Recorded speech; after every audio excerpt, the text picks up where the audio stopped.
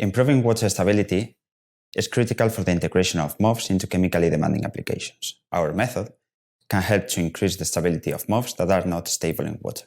The main advantage of this technique is that not only allows the modification of the hydrophobicity of the coated material, but also allows us to have control over the functionality of the coating.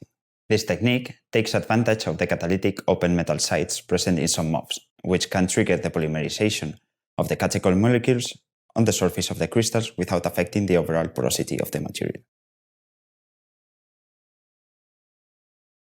First, bring a 4 ml glass vial, 2 spatulas, and a 1 ml micropipette into a glove box.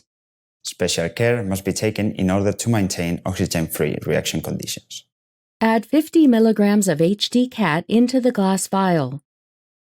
Then add 1 ml of anhydrous chloroform to the glass vial. Following this, add 10 mg of HKUST to the HDCat solution and seal the vial tightly.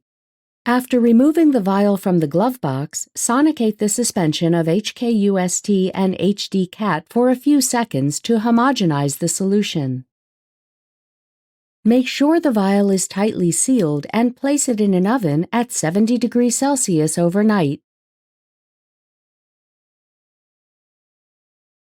After removing the vial from the oven, transfer it to the glove box with a 15 ml centrifuge tube.